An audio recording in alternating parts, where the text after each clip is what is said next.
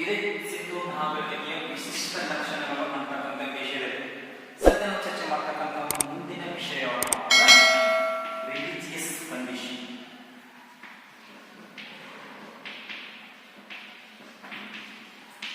ಸಿಂಧೂ ಜನರ ಒಂದು ಧಾರ್ಮಿಕ ಸ್ಥಿತಿ. ಈಗ ಈ ಸಿಂಧೂ ಜನರ ಒಂದು ಧಾರ್ಮಿಕ ಸ್ಥಿತಿ ಅಂತಕ್ಕಂಥ ವಿಷಯವನ್ನು ನೋಡ್ತಪ್ಪ ಸದ್ಯ ಉಲ್ಲೇಖ ಚರ್ಚೆ ಕೈಗೊಳ್ಳುತ್ತೆ. ಇದಕ್ಕಿಂತ ಮುಂಚೆ ಈ ಒಂದು ವಿಶಿಷ್ಟ ಲಕ್ಷಣಗಳಲ್ಲಿ ನಗರ ಯೋಜನೆ, ಸಾಮಾಜಿಕ ಸ್ಥಿತಿ, ಆರ್ಥಿಕ ಸ್ಥಿತಿ, ಹೀಗೆ ಈ ಎಲ್ಲ ವಿಷಯಗಳ ಬಗ್ಗೆ ಮಾಡುವಾಗ ವಿವರ ಸಹಿತವಾಗಿರ್ತಕ್ಕಂಥ ಚರ್ಚೆಯನ್ನು ಕೈಗೊಳ್ಳಿದ್ವಿ. ಅದರಂತೆ ಈ ಒಂದು ವಿಶಿಷ್ಟ ಲಕ್ಷಣಗಳಲ್ಲಿ ಮುಂದುವರಿದ ಭಾಗವಾಗಿ ನಾವು ಚರ್ಚೆ ಮಾಡತಕ್ಕಂಥ ಸದ್ಯದ ವಿಷಯ ಅಂತಂದ್ರೆ ಸಿಂಧೂ ನಾಗರಿಕತೆ ಕಾಲಾವಧಿಯ ಧಾರ್ಮಿಕ ಸ್ಥಿತಿ, ರಿಲಿಜಿಯಸ್ ಕಂಡೀಷನ್. ಸಿಂಧೂ ನಾಗರಿಕತೆ ಕಾಲಾವಧಿಯ ಒಂದು ಧಾರ್ಮಿಕ ಸ್ಥಿತಿಯನ್ನು ತೆಗೆದುಕೊಂಡಾಗ ಇವರ ಕಾಲಾವಧಿಯಲ್ಲಿ ಕಂಡುಬರ್ತಕ್ಕಂಥ ಒಂದು ಧಾರ್ಮಿಕ ಹಿನ್ನೆಲೆಯನ್ನು ಇಟ್ಟುಕೊಂಡು ಪ್ರಾರ್ಥನಾ ಶಾಸ್ತ್ರಜ್ಞರಾಗಿರ್ತಕ್ಕಂಥ ಸರ್ ಜಾನ್ ಮಾರ್ಷಲ್ ಅವರು ಒಂದು ಮಾತಾಡ್ತಾರೆ.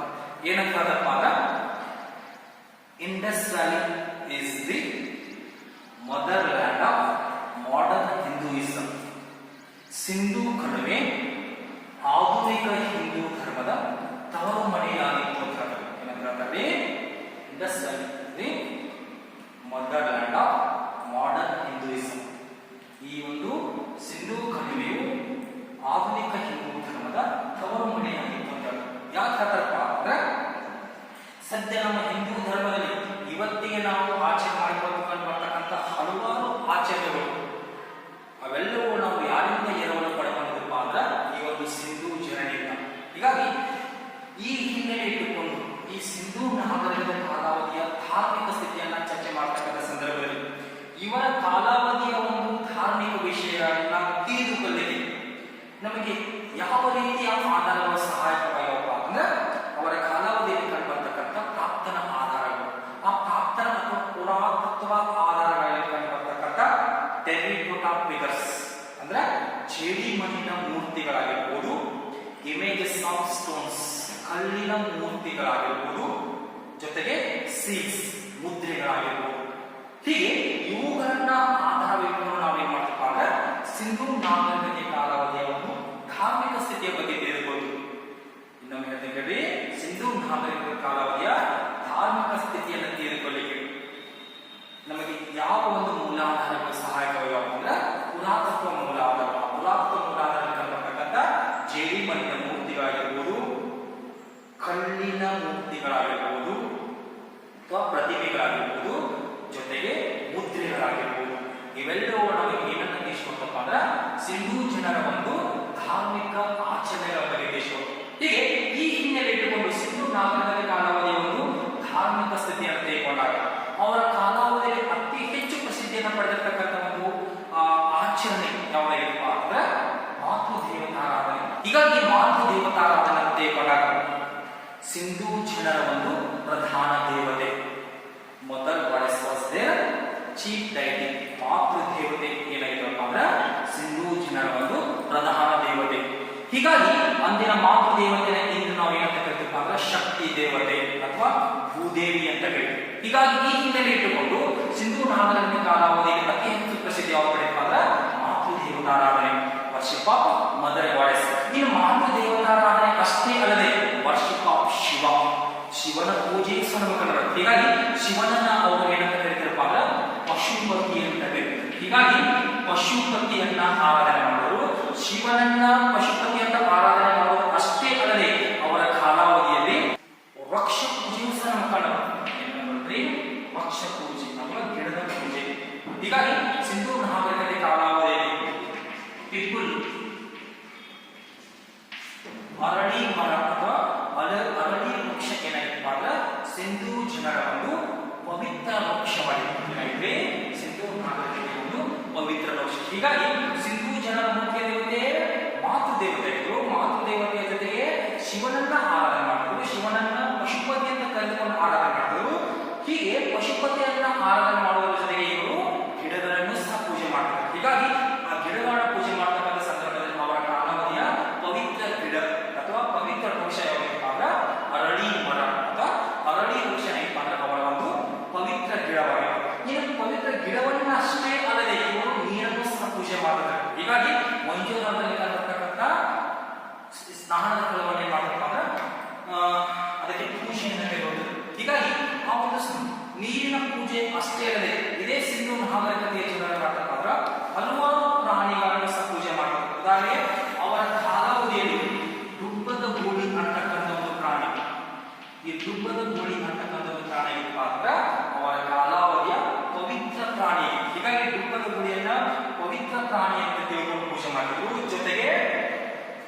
ಹಲವಾರು ರೀತಿಯಾಗಿರ್ತಕ್ಕಂಥ ಪ್ರಾಣಿ ಪಕ್ಷಿಗಳು ಅವೆಲ್ಲವನ್ನು ಸಹ ಏನ್ ಮಾಡ್ತಪ್ಪ ಅಂದ್ರೆ ಪೂಜೆ ಮಾಡ್ತಾರೆ. ಹೀಗೆ ಒಟ್ಟಾರೆಯಾಗಿ ಸಿಂಧೂ ಜನರು ಅವರ ಒಂದು ಕಾಲಾವಧಿಯಲ್ಲಿ ಕಂಡು ಬರ್ತಕ್ಕಂಥ ಧಾರ್ಮಿಕ ಹಿರಿಯನ್ನು ತೆಗೆದುಕೊಂಡಾಗ ಮುಖ್ಯ ದೇವತೆಯಾಗಿ ಮಾತೃ ದೇವತೆಯನ್ನು ಆರಾಧನೆ ಮಾಡ್ತಿದ್ರು. ಮಾತೃ ದೇವತೆಯ ಜೊತೆಗೆ ಪಶುಪತಿಯನ್ನು ಸಹ ಆರಾಧನೆ ಮಾಡಿದ್ರು. ಪಶುಪತಿಯ ಜೊತೆಗೆ ಅರಳಿ ಮರವನ್ನು ತಮ್ಮ ಒಂದು ಪವಿತ್ರ ವೃಕ್ಷವನ್ನಾಗಿ ತೆಗೆದುಕೊಂಡರು. ಹೀಗಾಗಿ ಗಿಡಗಳನ್ನು ಪೂಜೆ ಮಾಡಿದ್ರು. ಗಿಡಗಳ ಜೊತೆಗೆ ಹಲವಾರು ಪ್ರಾಣಿ ಪಕ್ಷಿಗಳನ್ನು ಪೂಜೆ ಮಾಡಿದ್ರು. ಉದಾಹರಣೆಗೆ ದುಬ್ಬದ ಗೂಳಿ ಅಂತಕ್ಕಂಥ ಪ್ರಾಣಿ ಮಾತ್ರ ಅವರ ಕಾಲಾವಧಿಯ ಒಂದು ಪವಿತ್ರ ಪ್ರಾಣಿಗಳು. ಹೀಗೆ ದುಬ್ಬದ ಗೂಳಿ ಅಷ್ಟೇ ಅಲ್ಲದೆ ನವಿಲು ಆಗಿರಬಹುದು, ಜೊತೆಗೆ ಹಾವು ಆಗಿರಬಹುದು, ಜೊತೆಗೆ ಇನ್ನುದಂತೆ ಮೊಸಳೆ ಆಗಿರಬಹುದು. ಹೀಗೆ ಹಲವಾರು ರೀತಿಯಾಗಿರ್ತಕ್ಕಂಥ ಒಂದು ಪ್ರಾಣಿಗಳನ್ನು ಮಾಡಬೇಕಾದ ಪೂಜೆ ಮಾಡಿದ್ರು. ಹೀಗೆ ಒಟ್ಟಾರೆಯಾಗಿ ಈ ರೀತಿಯಾಗಿರ್ತಕ್ಕಂಥ ಒಂದು ಧಾರ್ಮಿಕ ವ್ಯವಸ್ಥೆ ನಮಗೆ ಕಂಡು ಬರೋದಕ್ಕೆ ಮಾತ್ರ ಸಿಂಧೂ ನಾಗರಿಕತೆ ಕಾಲಾವಧಿ. ಸಿಂಧೂ ನಾಗರಿಕತೆಯ ಕಾಲಾವಧಿಯಲ್ಲಿ ಬರ್ತಕ್ಕಂಥ ಧಾರ್ಮಿಕ ಸ್ಥಿತಿಯನ್ನು ನೋಡಿದ ನಂತರ ಸದ್ಯ ನಾವು ಚರ್ಚೆ ಮಾಡ್ತಕ್ಕಂಥ ಮುಂದಿನ ವಿಷಯ ಅಂದ್ರೆ ಸೀಲ್ಸ್. ಸಿಂಧೂ ನಾಗರಿಕತೆ ಕಾಲಾವಧಿಯಲ್ಲಿ ಕಂಡು ಬರ್ತಕ್ಕಂಥ ಮುದ್ರೆಗಳು. ಈ ಸಿಂಧೂ ನಾಗರಿಕತೆ ಕಾಲಾವಧಿಯಲ್ಲಿ ಕಂಡು ಬರ್ತಕ್ಕಂಥ ಮುದ್ರೆಗಳು ತೆಗೆದುಕೊಂಡಾಗ ಅಖಂಡ ಸಿಂಧೂ ಜನರ ಅನೇಕ ರೀತಿಯ ವಿಷಯಗಳು ನಮಗೆ ಮಾಡ್ತಪ್ಪ ಅಂದ್ರೆ ಈ ಒಂದು ಮುದ್ರೆಗಳು ಉದ್ದೇಶಿಸುತ್ತವೆ. ಹೀಗಾಗಿ ಈ ಮುದ್ರೆಗಳನ್ನ ಆಧಾರ ಇಟ್ಕೊಂಡು ನಾವೇ ನೋಡ್ಬೋದೇನಪ್ಪ ಅಂದ್ರೆ ಈ ಸಿಂಧೂ ನಾಗರಿಕತೆ ಇತಿಹಾಸವನ್ನು ತಿಳ್ಕೊಳ್ಬಹುದು. ಹೀಗಾಗಿ ಈ ಹಿಂದೆ ಇಟ್ಕೊಂಡು ಈ ಒಂದು ಮುದ್ರೆಗಳ ಹಿನ್ನೆಲೆ ಬಂದಾಗ ಸಿಂಧೂ ನಾಗರಿಕತೆಗೆ ಸಂಬಂಧಿಸಿದಂತೆ ಇಲ್ಲಿವರೆಗೂ ಮೋರ್ ದನ್ 3000 ಸುಮಾರು 3000ಕ್ಕೂ ಹೆಚ್ಚಿನ ಮುದ್ರೆಗಳು ಕಂಡುಬರ್ತವೆ. ಸುಮಾರು 3000ಕ್ಕೂ ಹೆಚ್ಚಿನ ಮುದ್ರೆಗಳು ಕಂಡುಬರ್ತವು. ಇನ್ನು 3000ಕ್ಕೂ ಹೆಚ್ಚಿನ ಮುದ್ರೆಗಳು ಕಂಡು ಬಂದಂತ ಸಂದರ್ಭದಲ್ಲಿ ಈ ಒಂದು ಮುದ್ರೆಗಳನ್ನು ತೆಗೆದುಕೊಂಡಾಗ ಇವು ಒಂದೇ ಬಗೆಯಲ್ಲಿಲ್ಲ. ಇವು ಮುಖ್ಯವಾಗಿ 3 ಬಗೆಯಲ್ಲಿ ಅಥವಾ 3 ರೀತಿಯಲ್ಲಿ ಕಂಡುಬರ್ತವೆ.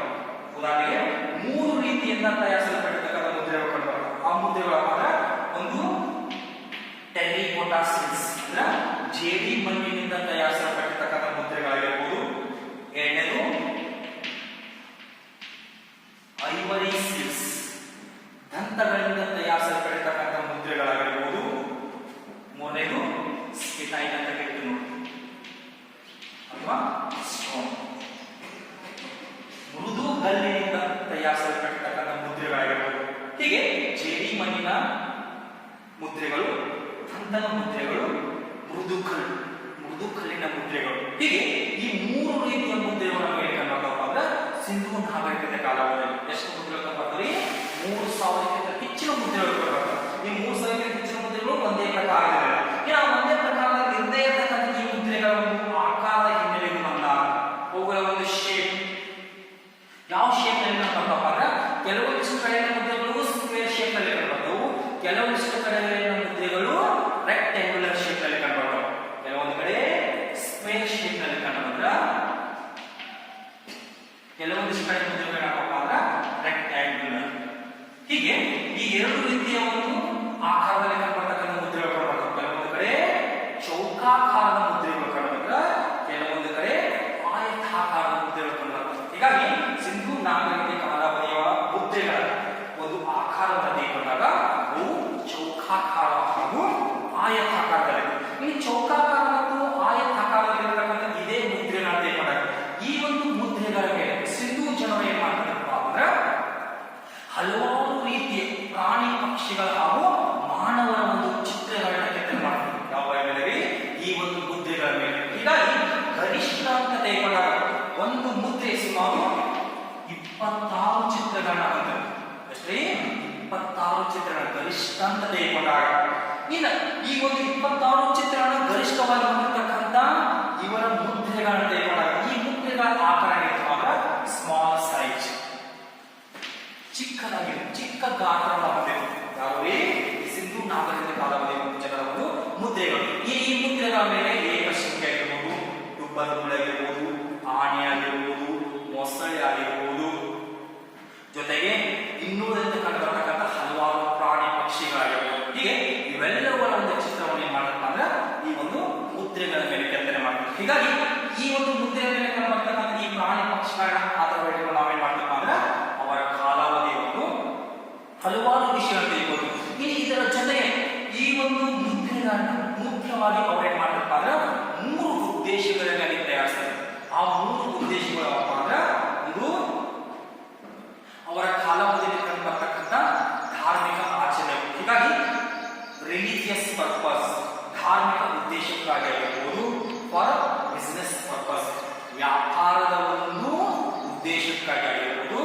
ನಂತರ ಮತಾಚರಣೆಗಳು ರಿಚುವಲ್ಸ್ ಅಂತ ಕರೀತೀವಿ. ಹೀಗೆ ಧಾರ್ಮಿಕ ಹಿನ್ನೆಲೆ ಇಟ್ಕೊಂಡು, ವ್ಯಾಪಾರದ ಹಿನ್ನೆಲೆ ಇಟ್ಕೊಂಡು ಮತ್ತು ಮತಾಚರಣೆಗಳ ಹಿನ್ನೆಲೆ ಇಟ್ಕೊಂಡು, ಹೀಗೆ ಈ ಮೂರು ಉದ್ದೇಶಗಳನ್ನು ಇಟ್ಕೊಂಡು ಏನ್ ಮಾಡ್ತಪ್ಪ ಅಂದ್ರೆ ನಮ್ಮ ಒಂದು ಮುದ್ರೆಗಳನ್ನ ತಯಾರಿಸ್ತಾರೆ. ಇನ್ನು ಆ ತಯಾರಿರ್ತಕ್ಕಂಥ ಮುದ್ರೆಗಳನ್ನ ಆಧಾರ ಇಟ್ಕೊಂಡು ನಾವು ಏನ್ ಮಾಡ್ತಪ್ಪ ಅಂದ್ರೆ ಸಿಂಧೂ ನಾಗರಿಕತೆಯ ಬಗ್ಗೆ ಒಂದು ಹಲವಾರು ವಿಷಯಗಳನ್ನು ತಿಳ್ಕೊಂಡು, ಇದು ಮುದ್ರೆಗಳ ಬಗ್ಗೆ ಕಂಡುಬರ್ತಕ್ಕಂಥ ಒಂದು ಸಂಕ್ಷಿಪ್ತ ಮಾಹಿತಿ. ಈ ಮುದ್ರೆಗಳ ನಂತರ ನಾವು ಚರ್ಚೆ ಮಾಡ್ತಕ್ಕಂಥದ್ದು ಇನ್ನೊಂದು ಒಂದು ವಿಷಯ ಅಂದ್ರೆ ಈ ಸಿಂಧೂ ನಾಗರಿಕತೆ ಕಾಲದಲ್ಲಿ ಬರ್ತಕ್ಕಂಥ ಮುದ್ರೆಗಳ ನಂತರ ನಾವು ಚರ್ಚೆ ಮಾಡ್ತಕ್ಕಂಥ ವಿಷಯ ಅಂತ ಅಂದ್ರೆ ಸಿಂಧೂ ಜನರ ಒಂದು ಲಿಪಿ. ಸಿಂಧೂ ನಾಗರಿಕತೆ ಕಾಲಾವಧಿಯ ಜನರ ಒಂದು ಲಿಪಿಯನ್ನು ತೆಗೆದುಕೊಂಡಾಗ ಅವರ ಲಿಪಿಯನ್ನ ಇಲ್ಲಿವರೆಗೂ ಸ್ಪಷ್ಟವಾಗಿ ಯಾರೂ ಸಹ ಪತ್ತೆ ಹಚ್ಚಲಿಕ್ಕೆ ಆಗಿಲ್ಲ. ಯಾವ ಲಿಪಿಯನ್ನ ಒಳಗೊಂಡಿತ್ತು ಎಂಬುದರ ಬಗ್ಗೆ ಇಲ್ಲಿವರೆಗೂ ಸಹ ಏನಾಗಪ್ಪ ಅಂದ್ರೆ ಸ್ಪಷ್ಟ ಇತಿಹಾಸ ಕಂಡುಬಹುದು. ಹೀಗಾಗಿ ಆ ಒಂದು ಲಿಪಿಯನ್ನ ಪತ್ತೆ ಹಚ್ಚಲು ವಿಫಲರಾದರೂ ಸಹ ಕೆಲವೊಂದು ಕಡೆಯ ವಿದ್ವಾಂಸರು ಉತ್ಖನನ ಸಂದರ್ಭದಲ್ಲಿ ದೊರಕಿರ್ತಕ್ಕಂಥ ಒಂದು ಎಲ್ಲ ಅವಶೇಷಗಳನ್ನ ಆಧಾರ ಇಟ್ಟುಕೊಂಡು, ಅದನ್ನು ಮುಖ್ಯವಾಗಿ ಈ ಒಂದು ಮುದ್ರೆಗಳನ್ನ ಆಧಾರವಾಗಿಟ್ಟುಕೊಂಡು ಇವರ ಕಾಲಾವಧಿಯ ಒಂದು ಲಿಪಿಯ ಬಗ್ಗೆ ಒಂದು ಸ್ಪಷ್ಟ ವಿವರಣೆ ಕೊಡ್ತಾರೆ. ಹೀಗಾಗಿ ಆ ಸ್ಪಷ್ಟ ವಿವರಣೆಯನ್ನ ಆಧಾರವಾಗಿಟ್ಟುಕೊಂಡು ಸಿಂಧೂ ನಾಗರಿಕತೆ ಕಾಲಾವಧಿಯ ಜನರ ಒಂದು ಲಿಪಿ ಯಾವುದಾಗಿಪ್ಪ ಅಂದ್ರೆ ಪಿಕ್ಚೋಗ್ರಫಿ. ಯಾವ್ದ್ರಿ? ಪಿಕ್ಚೋಗ್ರಫಿ ಅಂದ್ರೆ ಚಿತ್ರಲಿಪಿ. ಚಿತ್ರಲಿಪಿ ಸಿಂಧೂ ಜನರ ಒಂದು ಮುಖ್ಯ ಲಿಪಿಯಾಗಿದೆ. ಇನ್ನು ಈ ಮುಖ್ಯ ಲಿಪಿಯಾಗಿರ್ತಕ್ಕಂಥ ಚಿತ್ರಲಿಪಿಯನ್ನು ತೆಗೆದುಕೊಂಡಾಗಿದ್ದು ಬಲದಿಂದ ಎಡಕ್ಕೆ, ಕೆಲವೊಂದು ಕಡೆ ಎಡದಿಂದ ಬಲಕ್ಕೆ ಬರೆಯಲ್ಪಟ್ಟಿರ್ತಕ್ಕಂಥದ್ದು ಲಿಪಿ ಕಂಡುಬರುತ್ತದೆ. ಇನ್ನು ಈ ಒಂದು ಲಿಪಿಯಲ್ಲಿ ಹಲವಾರು ರೀತಿಯ ಸುಮಾರು 400ಕ್ಕಿಂತಲೂ ಅಧಿಕ ಚಿಹ್ನೆಗಳು ಕಂಡುಬರುತ್ತವೆ. ನೋಡ್ರಿ, ಸಿಂಧೂ ನಾಗರಿಕತೆ ಜನರ ಒಂದು ಲಿಪಿಯನ್ನು ತೆಗೆದುಕೊಂಡಾಗ ಆ ಲಿಪಿಯಲ್ಲಿ 400ಕ್ಕಿಂತಲೂ ಅಧಿಕವಾಗಿರ್ತಕ್ಕಂಥ ಒಂದು ಚಿಹ್ನೆಗಳನ್ನ ಆಧಾರವಾಗಿ ಏನ್ ಮಾಡ್ತಾರೆ ಅಂದ್ರೆ ಇವರು ತಮ್ಮ ಒಂದು ಲಿಪಿಯನ್ನು ಹೊಂದಿದ್ದಾರೆ. ಇದಾದ ಬಳಿಕ ಈ ಸಿಂಧೂ ನಾಗರಿಕತೆ ಕಾಲಾವಧಿಯ ಮುದ್ರೆಗಳು ಮತ್ತು ಸಿಂಧೂ ನಾಗರಿಕತೆಯ ಜನರ ಒಂದು ಲಿಪಿಯನ್ನು ತೆಗೆದುಕೊಂಡ ನಂತರ ಸದ್ಯ ನಾವು ಚರ್ಚೆ ಮಾಡ್ತಕ್ಕಂಥ ಮುಂದಿನ ಒಂದು ವಿಷಯ ಯಾವಪ್ಪ ಅಂದ್ರೆ ಸಿಂಧೂ ನಾಗರಿಕತೆಯ ಜನರ ಒಂದು ಆರ್ಟ್ ಅಂಡ್ ಸ್ಕಲ್ಪ್ಚರ್.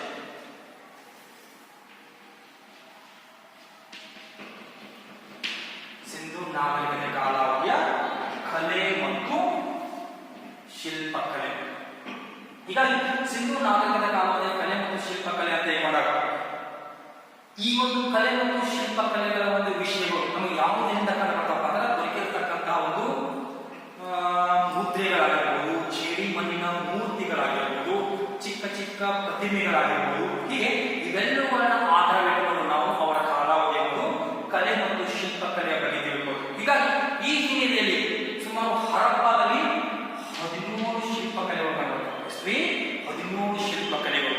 ಹೀಗೆ ಒಟ್ಟಾರೆಯಾಗಿ ಸಿಂಧೂ ಜನರು ಶಿಲ್ಪಕಲೆಯಲ್ಲೂ ಸರಿಯಾದ ಪಾತ್ರ ಒಂದು ಪರಿಣಿತಿಯನ್ನು ಹೊಂದಿರುವಂತದ್ದು. ಉದಾಹರಣೆಗೆ ಸಿಂಧೂ ನಾಗರಿಕತೆ ಕಾಲಾವಧಿಗೆ ಸಂಬಂಧಿಸಿದಂತೆ ಅಲ್ಲಿ ಕಂಡುಬರ್ತಕ್ಕಂಥ ಪ್ರಮುಖ ಶಿಲ್ಪಕಲೆಗಳ ಹಿನ್ನೆಲೆ ಬಂದಾಗ ಉದಾಹರಣೆಗೆ ಗಡ್ಡದಾರಿ ಪುರುಷನ ಒಂದು ಪ್ರತಿಮೆ ಕಂಡುಬರುತ್ತೆ. ಅಷ್ಟೇ ಅಲ್ಲದೆ ನೃತ್ಯ ಮಾಡ್ತಕ್ಕಂಥ ಬಾಲಕಿಯ ಒಂದು ಕಂಚಿನ ಪ್ರತಿಮೆ ಕಂಡುಬರುತ್ತೆ. ಅಷ್ಟೇ ಅಲ್ಲದೆ ಆಕರ್ಷಕ ವಿನ್ಯಾಸವನ್ನು ಒಳಗೊಂಡಿರ್ತಕ್ಕಂಥ ಹಲವಾರು ಮಡಕೆಗಳು ಕಂಡುಬರ್ತವು.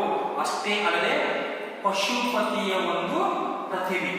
ಹೀಗೆ ಹಲವಾರು ಕಡೆಗಳಲ್ಲಿ ಉದಾಹರಣೆ ಹರಪ್ಪ ಮತ್ತು ಮೊಹೆಂಜೊದಾರೋ ಅಂತಕ್ಕಂಥ ಸ್ಥಳದಲ್ಲಿ ಸಿಂಧೂ ಜನರಿಗೆ ಸಂಬಂಧಿಸಿರ್ತಕ್ಕಂಥ ಹಲವಾರು ಶಿಲ್ಪಕಲೆಗಳು ಕಂಡುಬರ್ತವೆ. ಅದರಲ್ಲಿ ಮುಖ್ಯವಾಗಿ ನೃತ್ಯವನ್ನು ಮಾಡತಕ್ಕಂಥ ಬಾಲಕಿಯ ಒಂದು ಕಂಚಿನ ಪ್ರತಿಮೆ ಆಗಿರ್ಬೋದು ಹಾಗೂ ಗಡ್ಡದಾರಿ ಪುರುಷನ ಒಂದು ಪ್ರತಿಮೆ ಆಗಿರ್ಬೋದು. ಹೀಗೆ ಇವೆರಡು ಅತ್ಯಂತ ಪ್ರಮುಖವಾಗಿರ್ತಕ್ಕಂಥ ಶಿಲ್ಪಕಲೆಗಳು. ಇದಾದ ಬಳಿಕ ಕೊನೆಯಲ್ಲಿ ನಾವು ಚರ್ಚೆ ಮಾಡ್ತಕ್ಕಂಥ ಒಂದು ವಿಷಯ ಅಂದ್ರೆ ಡಿಕ್ಲೈನ್, ಅವನತಿ. ಆರಂಭಿಕವಾಗಿ ಸಿಂಧೂ ನಾಗರಿಕತೆ ಆರಂಭವಾದದ್ದು 3000 ಹೊತ್ತಿಗೆ, ಇದು ಅಂತ್ಯ ಹೊಂದಿದ್ದು 1700 ಹೊತ್ತಿಗೆ. ಹೀಗಾಗಿ ಇಷ್ಟೆಲ್ಲ ವಿಷಯಗಳನ್ನ ಚರ್ಚಿಸಿದ ನಂತರ ನಾವು ಕೊನೆಯಲ್ಲಿ ಚರ್ಚೆ ಮಾಡ್ತಕ್ಕಂಥ ವಿಷಯ ಅಂದ್ರೆ ಸಿಂಧೂ ನಾಗರಿಕತೆಯ ಅವನತಿ. ಈ ಸಿಂಧೂ ನಾಗರಿಕತೆಯ ಅವನತಿ ಅಂತ ಬಂದಾಗ ಇದು ಯಾವ ರೀತಿಯಲ್ಲಿ ಅಂತ್ಯಗೊಂಡಿತು ಅಂತಕ್ಕಂಥ ಒಂದು ಹೇಳಿಕೆಗಳ ಹಿನ್ನೆಲೆಗೆ ಬಂದಾಗ ಹಲವಾರು ವಿದ್ವಾಂಸರು ತಮ್ಮದೇ ಆಗಿರ್ತಕ್ಕಂಥ ಒಂದು ಅಭಿಪ್ರಾಯವನ್ನು ಕೊಡ್ತಾರೆ. ಆದರೆ ಮುಖ್ಯವಾಗಿ ಆ ಎಲ್ಲ ವಿದ್ವಾಂಸರ ಒಂದು ಅಭಿಪ್ರಾಯಗಳನ್ನು ಸಂಗ್ರಹಿಸಿದ ನಂತರ ಇತಿಹಾಸಕಾರರು ಮಾಡ್ತಾರೆ ಈ ಸಿಂಧೂ ನಾಗರಿಕತೆಯ ಅವನತಿಗೆ ಮುಖ್ಯವಾಗಿ 4 ಕಾರಣಗಳನ್ನು ಕೊಡ್ತಾರೆ. ಎಷ್ಟು ಕಾರಣಗಳು? 4 ಕಾರಣಗಳು.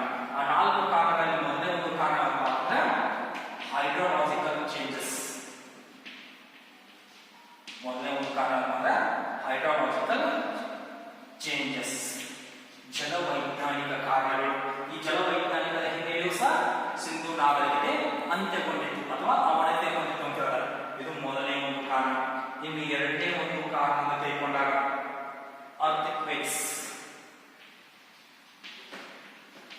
ಭೂಕಂಪಗಳು. ಸಿಂಧೂ ನಾಗರಿಕತೆ ಅಂತ್ಯಗೊಳ್ಳಲಿಕ್ಕೆ ಎರಡನೇ ಒಂದು ಮುಖ್ಯ ಕಾರಣ ಭೂಕಂಪಗಳ ಸಂಭವಿಸುವಿಕೆ ಅಂತ ಹೇಳ್ತಾರೆ. ಮೂರನೇ ಒಂದು ಕಾರಣ ಏನಪ್ಪ ಅಂದ್ರೆ ಆರ್ಯನ್ ಇನ್ವೇಷನ್ಸ್.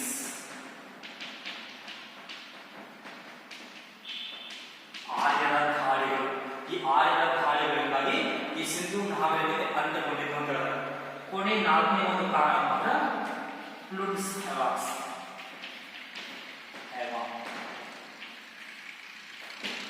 ನೆರೆ ಹಾವಳಿಗಳು.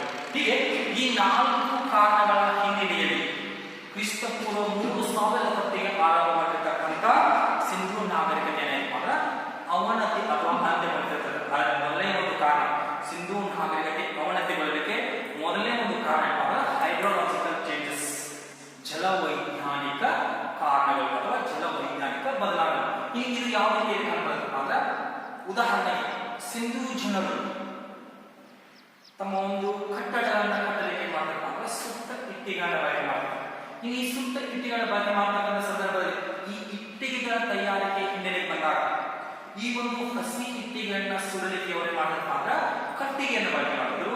ಇನ್ನು ಆ ಒಂದು ಕಟ್ಟಿಗೆಯನ್ನು ಪಡೆದುಕೊಳ್ಳುವ ಸಲುವಾಗಿ ಅರಣ್ಯದಲ್ಲಿರ್ತಕ್ಕಂಥ ಎಲ್ಲ ಗಿಡಮರಗಳನ್ನ ಕಡಿದು ಏನ್ ಮಾಡಬೇಕು ಅಂದ್ರೆ ಈ ಒಂದು ಕಟ್ಟಿಗೆಯನ್ನು ಪಡೆದುಕೊಳ್ಳುತ್ತಿರು. ಹೀಗಾಗಿ ಈ ಸಿಂಧೂ ಜನರ ಒಂದು ಸುಟ್ಟ ಇಟ್ಟಿಗೆಗಳನ್ನ ತಯಾರು ಮಾಡತಕ್ಕಂಥ ಸಂದರ್ಭದಲ್ಲಿ ಇವರಿಂದ ಅರಣ್ಯಗಳು ನಾಶ ಹೊಂದಿದವು.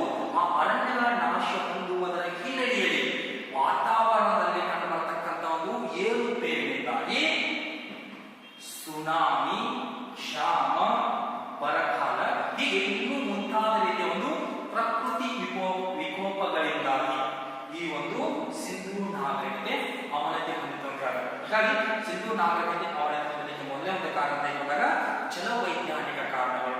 ಇನ್ನು ಎರಡನೇ ಒಂದು ಕಾರಣ ಅಂತ ತೆಗೆದುಕೊಂಡಾಗ ಅರ್ಥಕ್ವೇಕ್ಸ್. ಪದೇ ಪದೇ ಹರಪ್ಪ ಮತ್ತು ಮೊಹೆಂಜೊದಾರೋ ಅಂತಕ್ಕಂಥ ಒಂದು ನಗರಗಳಲ್ಲಿ ಭೂಕಂಪ ಸಂಭವಿಸಿತು. ಈ ಭೂಕಂಪ ಸಂಭವಿಸುವುದರಿಂದಾಗಿ ಈ ಒಂದು ನಾಗರಿಕತೆ ಅವನತಿ ಹೊಂದಿತ್ತು ಅಂತ ಹೇಳ್ತಾರೆ. ಇನ್ನು ಮೂರನೇ ಒಂದು ಕಾರಣ ಏನಪ್ಪ ಅಂದ್ರೆ ಆರ್ಯರ ದಾಳಿಗಳು. ಕ್ರಿಸ್ತಪೂರ್ವ 1700 ಸುಮಾರಿಗೆ ಆರಂಭವಾಗಿರ್ತಕ್ಕಂಥ ಆರ್ಯರ ದಾಳಿಗಳು. ಉದಾಹರಣೆಗೆ ಉತ್ಖನನ ಸಂದರ್ಭದಲ್ಲಿ ದೊರಕಿರ್ತಕ್ಕಂಥ ಅಸ್ಥಿ ಪಂಜರಗಳು ಮತ್ತು ತಲೆಗುರುಡೆಗಳ